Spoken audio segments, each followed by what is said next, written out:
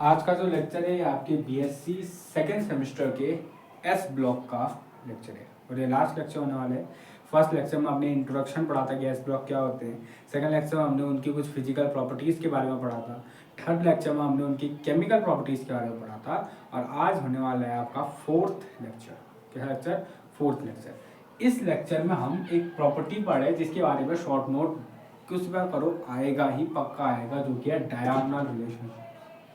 अलग से आपकी सिलेबस में लिख रखा है डायगोनल रिलेशनशिप। ये होता क्या है, ध्यान से सुनना। हाँ, हमने जब केमिकल रिएक्शन पढ़ी हमने बहुत ज़्यादा बात करी। हमने क्या पढ़ा था, ध्यान सुनना। हमने क्या पढ़ा था? हमने पढ़ा था कि यार जो लिथियम है और इसके नीचे सोडियम है, पोटेशियम है, रुबीडियम है, सीजियम है, चलो फ्रांशियम भी है, और यहाँ कौन है? Calcium, beryllium, magnesium, calcium, strontium, barium, radium. ये कुछ एलिमेंट है हमारे एस ब्लॉक के। यही कुछ क्या है, यही एलिमेंट है एस ब्लॉक के। हमने बोला था ना कि हमने जब इसकी रिएक्शन नाइट्रोजन के साथ कराई थी, अगर आपको याद हो तो जब हमने रिएक्शन किसके साथ कराई थी, नाइट्रोजन के साथ कराई थी, तो हमें एक खास बात पता चली। वो खास बात ये थी कि यार इनमें से कोई भी नाइट्रोजन के साथ रिएक्शन नहीं करता और ये सारे नाइट्रोजन रिएक्शन करते हैं। मैग्नीशियम को देख के ये लिथियम प्यार में पड़ा आदमी भी रिएक्शन करता है। अब हमें लगता था कि यार ये लिथियम तो अलग ही काम कर रहा है भाई साहब अपने मैग्नीशियम के प्यार में, पर जब हमने पी ब्लॉक में भी देखा ना तो हमें देखा कि यार ऐसा नहीं है। हमने देखा कि यार बेरिलियम भी भाई अपने अगले ऐसे डायगोनल में रिएक्शन दिखा रहे हैं। अगर हम यहाँ देखें,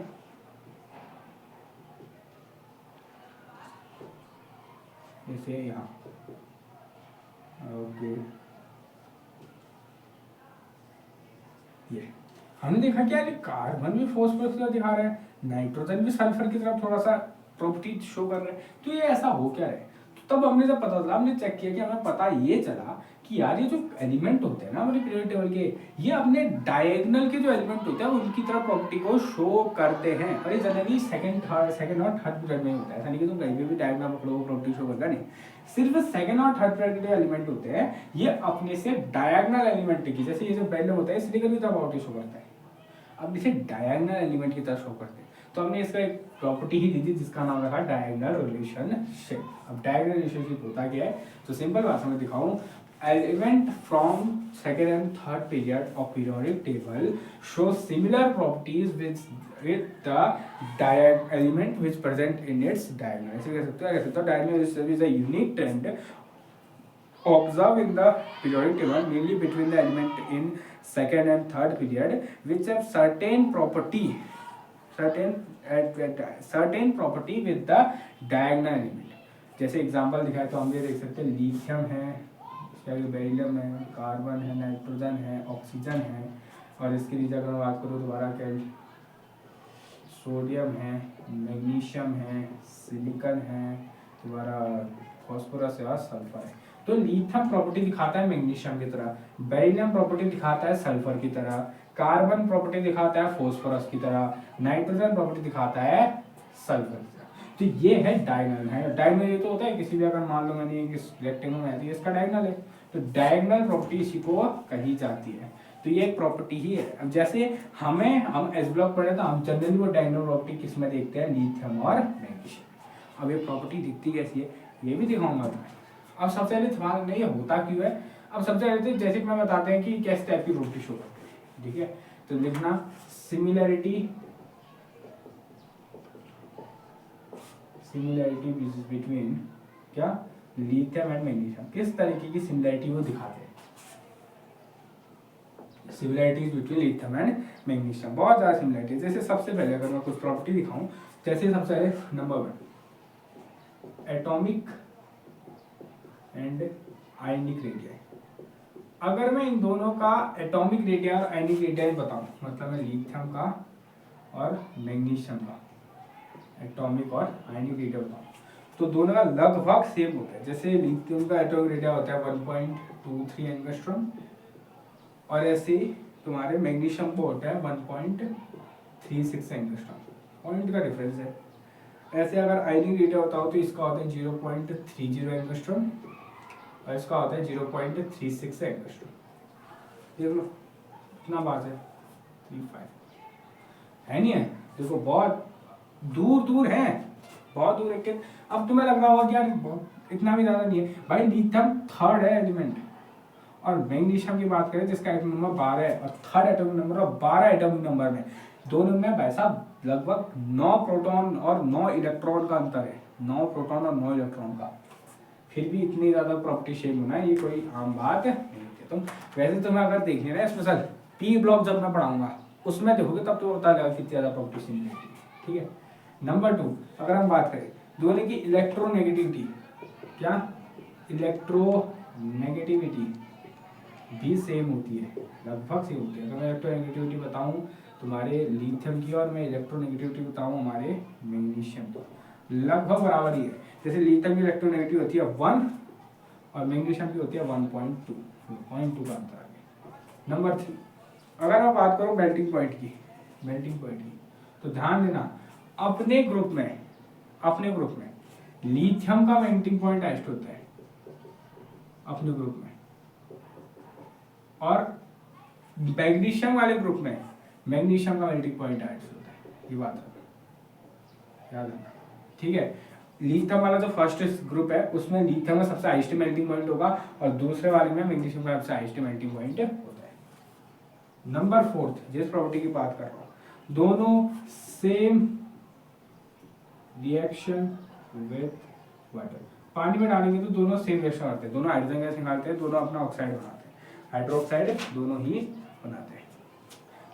एक तो सबसे फेमस जिसकी वजह से ये शुरू हुआ था, सेम रिएक्शन विद नाइट्रोजन के साथ भी सेम रिएक्शन करते हैं, इसी की वजह से तो सबसे ज्यादा शुरू हुआ, क्योंकि ऑक्सीजन के साथ दोनों दिखाते हैं। नाइट्रोजन तो था कि मैग्नीशियम की फैमिली वाले सब दिखा रहे थे, लिथियम की फैमिली वाले कोई नहीं दिखा था, सिर्फ लिथियम दिखा था। ऐसे same reaction with O2, same reaction with O2 के साथ भी सेम रिएक्शन दिखाते हैं, तो लगभग। और ये सातवां both form organometallic compound.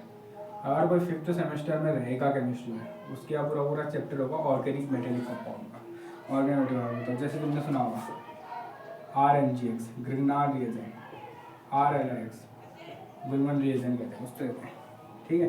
तो दोनों ही ऑर्गेनो मेटेलिक कंपाउंड बनाते हैं, ठीक है। तो ये कुछ सिमिलरिटी आती है लिथियम और मैग्नीशियम की, इसमें तुम्हें लिखना पड़ता है। अगर आ गया ना डिफाइन डायगोनलाइजेशन सी इन एस ब्लॉक, तो तुम सबसे पहले बताओगे कि डायगोनलाइजेशन जो होता क्या है, कि यूनिक प्रॉपर्टी होती है कि डायगोनली एलिमेंट की तरह सिमिलर प्रॉपर्टी शो करने लग जाते हैं। साथ ही साथ कुछ दिखाना भी तो पड़ेगा कि भाई प्रॉपर्टी कैसे शो करते हैं। ये देखो 7 प्रॉपर्टी दिखा दी कि सेम बेसिस तरीके से करते हैं, कितना सेम है। अब लेकिन सवाल आता है ना क्यों, वाई, सबसे बड़ा सवाल तो वाई है ना, क्यों दिखाता है भाई साहब। लिथियम और पोटेशियम मैंने कहा ना 9 प्रोटॉन का अंतर है, इलेक्ट्रॉन तो भाग गए, इलेक्ट्रॉन तो घटते बढ़ते रहते हैं ना, 9 प्रोटॉन का अंतर होने के बावजूद भी सेम प्रॉपर्टी दिखाते हैं। सवाल आया क्यों, तो अब जवाब देते हैं वाई का, कि क्यों ऐसा होता है। बहुत सुने ये होने की प्रॉपर्टी क्या है, क्यों होता है ऐसा, तो वाई डायगोनल रिलेशनशिप, वाई क्यों होता है। देखो ध्यान सुनना, अगर मैं तुम्हें बनाऊंगी नीचे सोडियम पोटेशियम बनाते हैं बहुत है, यह हमारा बेरिलियम मैग्नीशियम, कुछ 2 प्रॉपर्टी में ध्यान देना। अब अगर मैं बताऊं कि ये दोनों प्रॉपर्टी को ऐसा शो क्यों करते हैं, ध्यान से सुना।